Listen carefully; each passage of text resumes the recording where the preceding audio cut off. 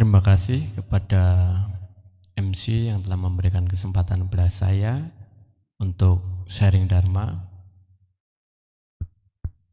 Para Romo Pandita, Pasaka Pasika, saudara-saudari, anak-anak kami yang berbahagia, yang saat ini sedang mengikuti puja bakti secara online di rumah maupun yang langsung di sekolah.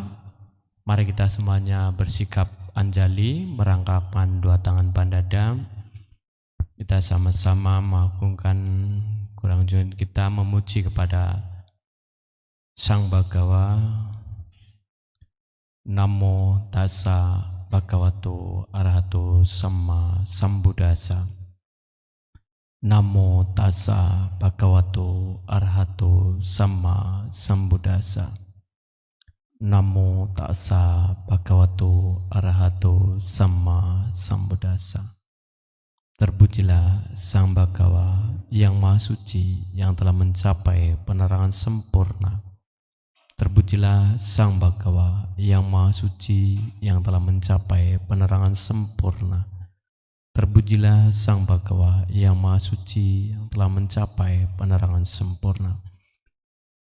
Kalena Dhamma Sawana Etang Manggala Muttamang. Namo Sang Hyang Adi Budaya, Namo Buddhaya. Para Pasaka Pasikia, saudara-saudari Dharma, anak-anak kami yang berbahagia dalam Dharma, pada kesempatan siang hari ini merupakan karma baik bagi kita semuanya, yang mana mulai minggu ini ya puja bakti secara live streaming ya dimulai atau sudah bisa dibuka dengan secara offline, artinya bisa hadir ya anak-anak yang dekat dengan Bodhidharma, anak-anak yang bisa datang ke sekolah Bodhidharma diizinkan untuk bisa mengikuti puja bakti secara offline. Artinya ini karma baik juga bagi kita, yang mana sebelumnya tentunya karena terhalang oleh ya, COVID-19 maka tidak diizinkan. Ini patut kita syukuri. Yang kedua adalah kita hari ini baik yang hadir langsung maupun secara online dalam keadaan sehat. Karma baik ini yang patut kita syukuri dengan cara melaksanakan puja, penghormatan. Ya, tidak semua orang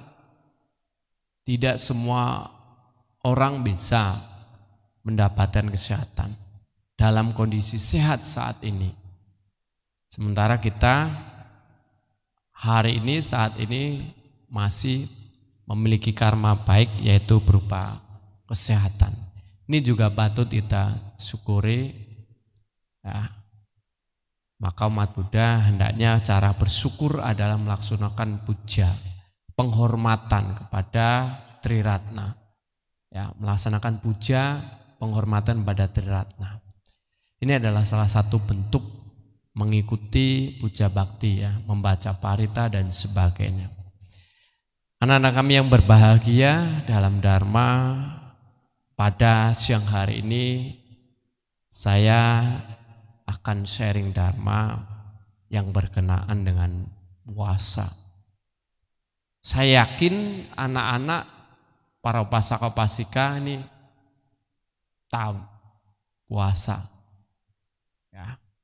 Tetapi tidak menutup kemungkinan sebagian atau kecil anak-anak yang belum paham puasa dalam agama Buddha.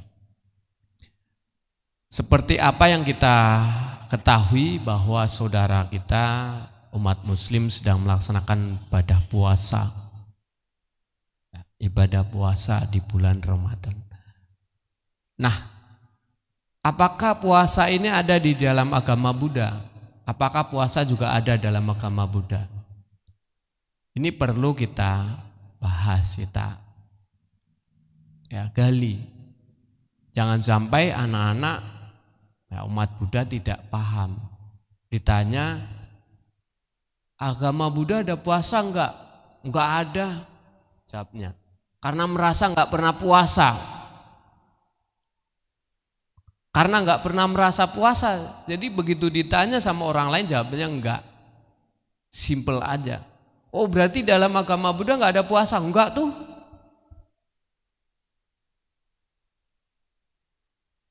Kayaknya enggak. Saya enggak pernah puasa. Papa mama saya juga enggak pernah puasa. Padahal kalau kita gali dalam agama Buddha konsep puasa itu ada. Puasa secara umum artinya adalah mengendalikan atau menghindari diri dari makan dan minum. Arti puasa itu secara umum, kalau saya ini Pak Suratman ambil dari Kamus Besar Bahasa Indonesia, bahwa puasa adalah menghindari makan dan minum dan sebagainya dengan sengaja yang berhubungan dengan agama. Jadi menghindari makan dan minum. Ya, dan sebagainya. Dan sebagainya berarti ada hal-hal lain yang disengaja atau dengan sengaja. Ini secara umum. Dalam agama Buddha, puasa sendiri apa gitu. Puasa dalam agama Buddha apakah ada kan itu? Ternyata puasa dalam agama Buddha itu diartikan sebagai upawasa. Upawasa. Ya, upawasa. Berasal dari bahasa Sanskerta. Upawasa. Yaitu tidak hanya sekedar menghindari makan atau minum saja, tetapi juga menghindari nafsu indrawi. Ya. Arti upawasa ini tidak hanya menghindari makan dan minum saja, tetapi juga menghindari nafsu indra. Mengendalikan nafsu indrawi. Karena nafsu indera kita tidak hanya pada makan dan minum saja. Tidak hanya makan dan minum saja. Kalau makan dan minum jelas itu indera pengecap atau mulut kita. Padahal pintu nafsu itu dari 5 indera kita. Ada nafsu penglihatan, indera penglihatan, indera pendengaran. Ya. Kemudian ada indera peraba dan perasa. Nah, ini harus kita kendalikan dalam agama Buddha. Ya. Harus kita kendalikan dari nafsu indera itu. Jadi upawasa yang kemudian dikenal dengan kata uposata. Uposata. Ya, uposata itu berarti puasa dalam agama Buddha. Istilah puasa di dalam agama Buddha adalah upawasa yang kemudian dikenal dengan uposata. Nah, sejarah puasa di dalam agama Buddha ini sangat panjang, udah lama anak-anak ya. Bahkan sebelum Buddha mencapai penerangan sempurna, apa yang dilakukan oleh Sang Buddha untuk mencapai cita-cita beliau? Yang dilakukan oleh beliau adalah melakukan puasa, pengendalian nafsu indrawi. Dengan cara mengurangi makan, dengan cara mengurangi minum, yang dilakukan oleh Pertapa Gautama, yang saat itu dilakukan dengan cara yang ekstrim. Bahkan hanya mengonsumsi makan sebutir nasi setiap hari. Ada yang bisa seperti itu? Seperti yang dilakukan oleh Pertapa Gautama? Ini sangat ekstrim sekali. Tujuannya pada saat itu oleh Pertapa Gautama adalah untuk mencapai penerangan sempurna, memahami dharma. Tetapi apa yang dilakukan oleh Pertapa Gautama dengan cara ekstrim tersebut nyatanya tidak akan membuahkan hasil, tidak berhasil. Maka beliau berpikir, dengan cara ekstrim ini tidak akan tercapai. Mengapa? Karena tubuh secara fisik beliau sangat berkurang. Ya. Ketika beliau mengibaratkan bahwa ketika yang dilakukan oleh beliau dengan cara bertapa ekstrim tersebut, diibaratkan bahwa ketika saya menyentuh perut bagian depan saya, tersentuhlah tulang bagian belakang saya. Ketika saya menyentuh tulang bagian belakang saya, tersentuhlah kulit perut bagian depan saya. Artinya apa? Tinggal yang dilakukan oleh beliau dengan cara bertapa ekstrim, berpuasa ekstrim, tinggal tulang dan kulit saja. Ini yang dilakukan oleh beliau. Ya.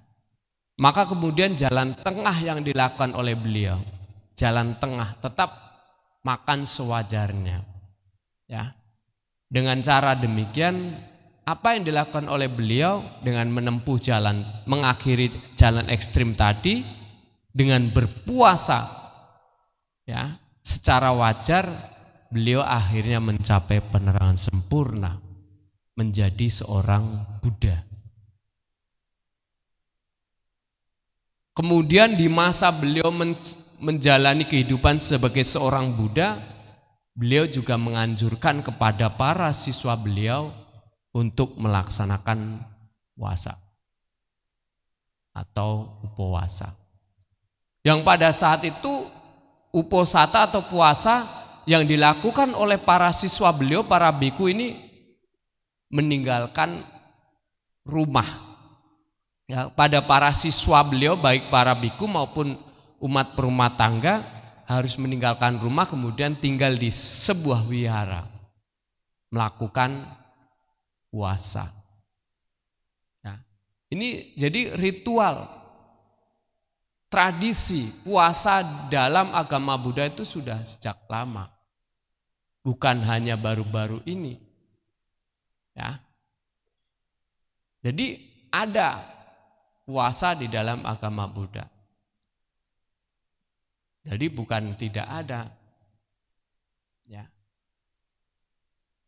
Nah kemudian uposata atau istilah uposata ini ya selanjutnya lebih dikenal pada suatu acara atau ritual dalam agama Buddha. Menahan diri dari pengendalian nafsu indera atau nafsu jahat, yaitu loba, dosa dan moha dalam agama Buddha.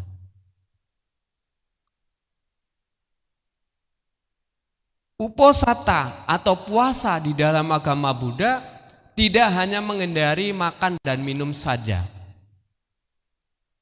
tetapi lebih pada yang pertama mengendalikan diri untuk tidak berbuat sesuatu yang merugikan bagi dirinya sendiri maupun orang lain. Ini yang pertama. Ya. Makna puasa di dalam agama Buddha. Jadi yang pertama tidak hanya mengendalikan diri saja untuk tidak berbuat jahat, tetapi harus ya melakukan sesuatu, ya tidak melakukan sesuatu yang merugikan bagi diri sendiri dan maupun orang lain. Jadi jangan asal senang saja, yang penting saya senang. Tetapi tidak merugikan bagi diri sendiri dan orang lain, makhluk lain termasuk makhluk lain. Ya, tidak hanya manusia tetapi makhluk lain. Ini pengendalian diri yang berarti puasa mengendalikan diri di dalam agama Buddha, maknanya. Yang kedua adalah meningkatkan kualitas diri. Jadi setelah kita sudah mampu untuk mengendalikan diri, ya anak-anak sudah mampu mengendalikan untuk tidak membunuh, untuk tidak mencuri dan yang lainnya, apa yang dilakukan? meningkatkan kualitas diri kita. Dengan cara apa? Berbuat kebajikan. Melakukan kebaikan. Jadi puasa di dalam agama Buddha pada hari Uposatha itu selain mengendalikan diri agar tidak berbuat jahat, dapat merugikan diri sendiri maupun orang lain, yang berikutnya adalah meningkatkan kualitas diri. Dengan cara apa? Berbuat kebajikan.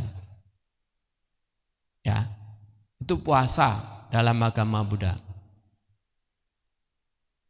Jadi lebih pada penekanan bagaimana kita melakukan kebaikan-kebaikan saat melaksanakan Uposatha. Kapan Uposatha itu dilakukan? Nah, ini pertanyaan berikutnya. Kapan puasa itu dilakukan sebagai umat Buddha?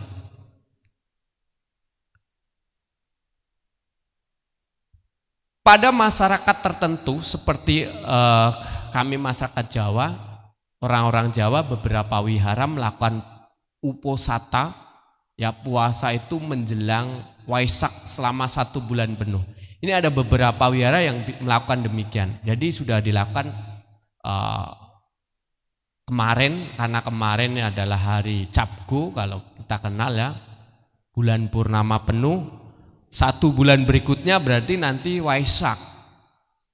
Ini di beberapa wihara di Pulau Jawa, saudara-saudara kita yang beragama Buddha itu melakukan Uposatha selama 1 bulan penuh. Layaknya seperti saudara kita umat Muslim. Ada yang demikian. Tetapi tradisi Buddhis yang sebenarnya Uposatha ini ya dilakukan sebanyak 4 kali dalam 1 bulan. Yaitu pada tanggal 1, 8, 15, dan 23 penanggalan lunar atau lebih dikenal sebagai penanggalan Cina ya itu, atau tanggal 1 itu Ciit dan tanggal 15 itu Cabgo-nya. Di tengah-tengah itu tanggal 8 dan tanggal 23. Artinya kalau kita tarik kesimpulan bahwa puasa di dalam agama Buddha itu dilakukan dalam 1 minggu sekali. Dalam 1 minggu sekali. Ya. 1 minggu sekali melakukan Uposatha, puasa. Nih, tradisi Buddhis yang sebenarnya. Kapannya itu, ya. Anak-anak jadi harus tahu. Jadi selama Uposatha atau puasa ini selama 4 kali dalam 1 bulan. Ya. Kalau dikalkulasikan, kalau kita umat Buddha kemudian rajin selama 1 bulan 4 kali, kali 12, berarti berapa kali dalam 1 tahun kalender umat Buddha melakukan puasa? 4 kali 12. Berapa? 48. Ya kan? Banyak dalam 1 tahun itu. Tetapi pertanyaannya, apakah umat Buddha kemudian melakukan itu? Sangat jarang. Ini yang perlu kita tingkatkan ya anak-anak ya. Jadi boleh saja anak-anak di dalam agama Buddha itu puasa. Orang tua siapa saja bisa melakukan Uposatha. Tidak ada larangan-larangan. Nah, itu puasa. Jadi dilakukan saat itu. Kemudian apa yang dilakukan pada saat puasa? Terus apa yang dilakukan pada saat puasa itu, Pak? Pada saat puasa atau Uposatha, umat Buddha yang melaksanakan puasa ini melakukan atau mengambil sila. Ya, melaksanakan sila, aturan moralitas. Ya. Berapa sila yang dijalankan oleh umat Buddha yang melaksanakan Uposatha adalah 8 sila atau lebih dikenal Atta sila. Ata itu 8. Kalau hari-hari biasa umat Buddha itu melaksanakan 5 sila, pada saat hari Uposatha atau hari puasa itu ditambah 3, jadi 8 sila. Ini yang harus dilakukan oleh umat Buddha. Pak, terus bagaimana pelaksanaannya? Pagi hari pada saat Ceit Cabgo atau pertengahan Ceit dan atau pertengahan Cabgo, berarti tanggal 1, 8, 15 atau tanggal 23, pagi hari baca parita di depan altar Buddha. Membacakan parita ditambah membaca atasila. Ini kalau pelaksanaannya tanpa seorang biku, tanpa bimbingan biku. Membacakan 8 sila. Kemudian sampai besok harinya kalau mau mengambil Pancasila berarti membaca parita, mengambil atau membaca Pancasila. Seperti itu kurang lebih. Jadi tidak, sangat sederhana sebenarnya. Ya. Sangat sederhana, tetapi sangat sulit dilakukan. Artinya umat Buddha belum menyadari akan hal tersebut. 8 sila itu apa saja, Pak? Jadi 5 sila Pancasila Buddhis dilakukan oleh umat Buddha dalam hari-hari setiap hari, sedangkan 8 sila atau atasila dilakukan pada hari-hari Uposatha. Yang pertama sama dengan Pancasila, Panatipata Weramanisikha Padang Samadhyami, menghindari pembunuhan.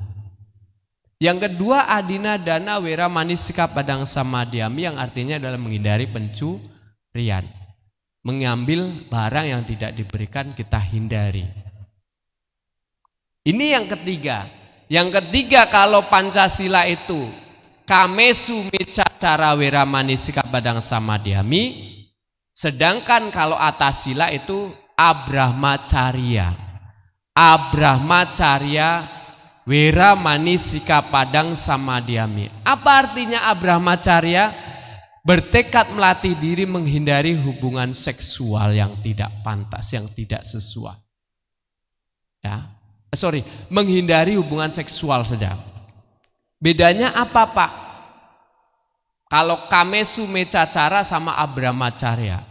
Kamesu Micacara itu sila ketiga Pancasila, ya. Bagi seorang perumah tangga yang sudah suami istri itu boleh melakukan hubungan seksual, hubungan suami istri.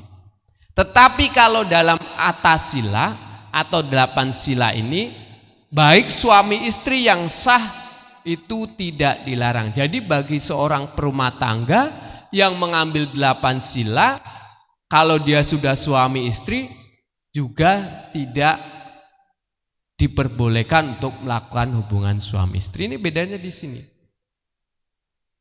Ya. Itu Abrahmacharya, menghindari hubungan seksual. Yang keempat sama ya, musawada, menghindari ucapan yang tidak benar, bohong. Yang kelima juga masih sama, Surameraya Majapama Datana Weramanisikha Padang Samadhyami. Artinya menghindari makan minum yang melemahkan kesadaran, mabuk-mabukan, ya, narkoba, ini kita hindari. Dan 3 yang lainnya, yang keenam itu Wikala Bojana Weramanisikha Padang Samadhyami. Bertekad melatih diri makan makanan lewat tengah hari. Ini ya, makan makanan, menghindari makan makanan lewat tengah hari. Wikala Bojana. Ya, Wikala Bojana yang keenam. Menghindari makan makanan lewat tengah hari. Tengah hari itu kapan? Hitungan yang sederhana adalah jam 12 siang. Jadi puasa di dalam agama Buddha ini beda. Kalau pagi tadi, contoh misalnya ini hari Uposatha, saya mengambil sila 8 sila di depan altar Buddha, berarti saya hanya makan pagi dan sebelum jam 12 siang. Berarti antara misalnya kalau pagi sudah sarapan jam 7 atau jam 8, berarti nanti makan lagi jam 11 atau jam setengah 12. Setelah jam 12 siang tidak makan lagi. Pak, minum boleh? Boleh. Kapan makannya lagi, Pak? Makannya lagi besok paginya. Ngemil boleh tidak, Pak? Tidak boleh, kan makan itu. Ngemil roti. Pak, jus boleh tidak? Sebenarnya tidak boleh. Kalau kuat, kalau bisa ya minum air putih saja atau teh. Nanti kalau di jus yang kental ya sama sari-sarinya sama aja dengan makan. Ya. Besok paginya, jam berapa paginya, Pak?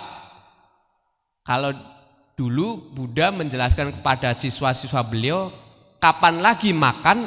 Ketika garis tangan kita itu terlihat. Karena dulu kan belum ada penunduk waktu. Jadi hanya kalau garis tangan kita sudah terlihat. Ya, sekarang ya antara jam 6 pagi itu sudah boleh makan. Tapi zaman sekarang garis tangan jam 12 malam pun terlihat, Pak. Karena ada lampu penerangan. Iya betul, tapi kan tidak demikian artinya.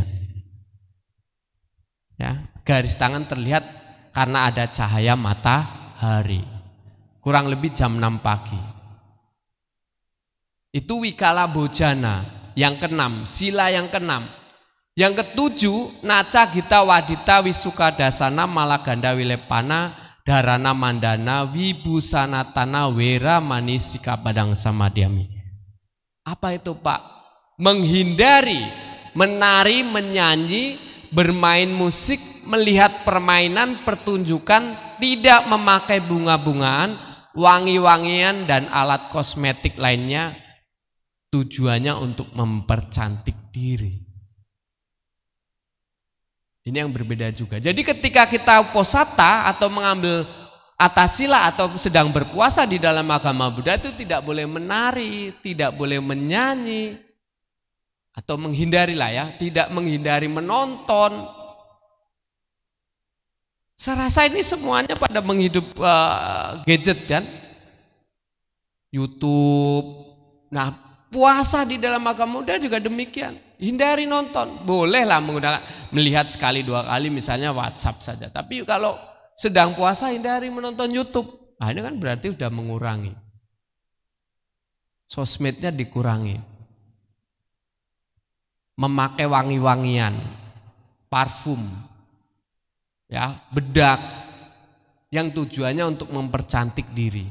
Kalau tujuannya, Pak, kebetulan hari ini ada misalnya untuk kegiatan suatu, mau nggak mau harus melakukan hal tersebut, ya nggak apa. Ya, jadi menghindari itu, anak-anak ya. Yang ketujuh adalah menghindari menari, menyanyi. Ya, main musik, melihat pertunjukan, permainan, melihat saja, hindari ya. Nonton YouTube-nya stop dulu. Ya, pakai wangi-wangian stop dulu. Pakai bedak, kosmetik stop dulu. Pada hari uposatha atau pada saat mengikuti puasa.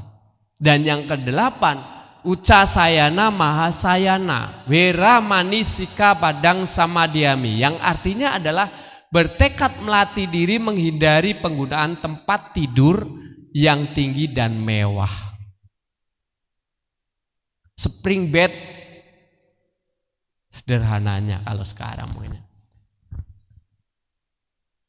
Jadi kalau bisa ditikar tidurnya pada saat puasa.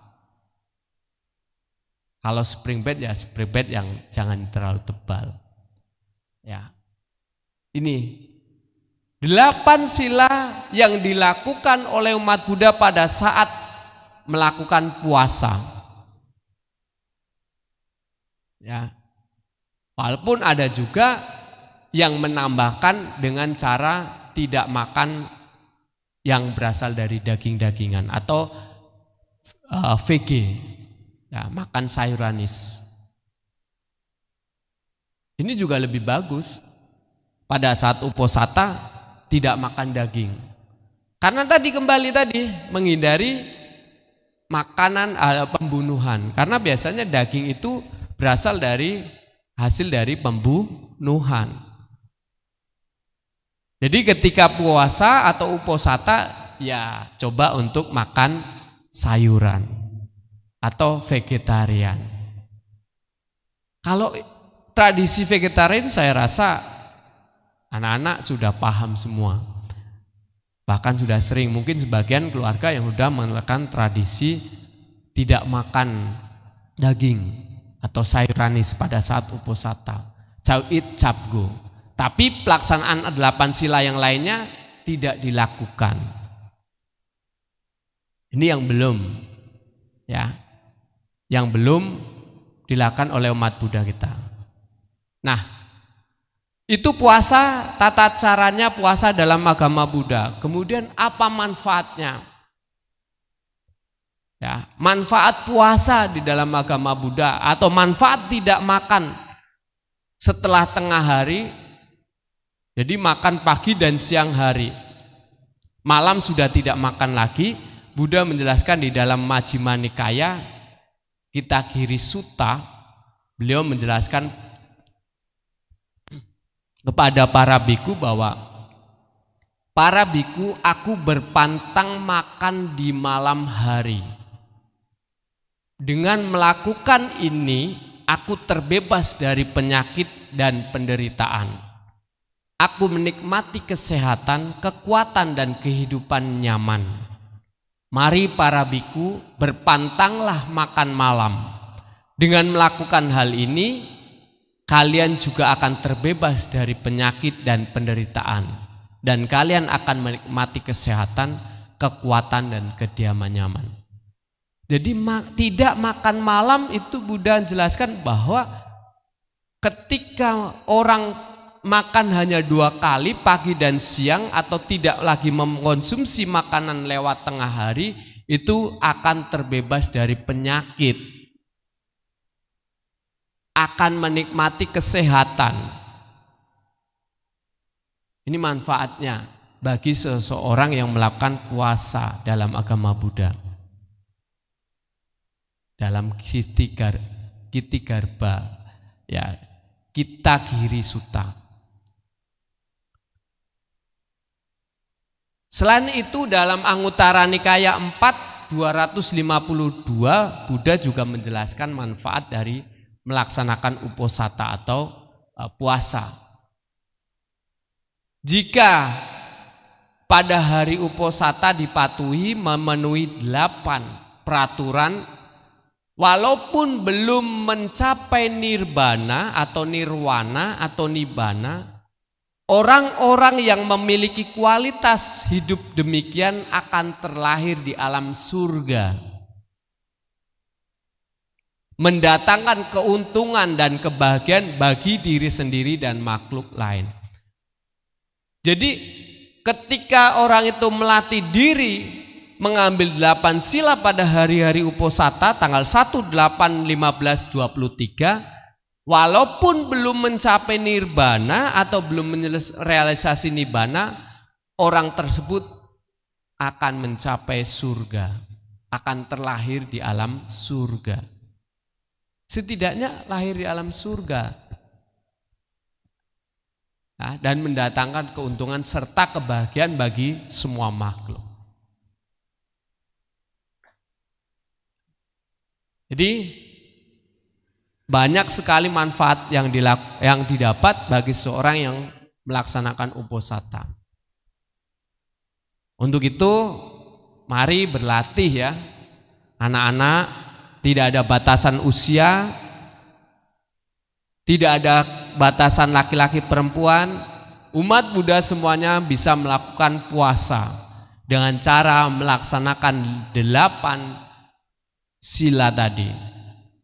Minimal cuy capgo sajalah, cuy capgo sebulan 2 kali. Kalau tidak 2 kali, ya minimal sebulan sekali. Kalau tidak sebulan sekali, minimal pernah puasa dalam agama Buddha, itulah cukup. Jadi ketika ditanya, puasa ada enggak di dalam agama Buddha? Pernah. Kamu pernah puasa? Pernah. Kapan? Pas atasila di sekolah? Ya minimal itulah. Jangan sampai sama sekali tidak pernah.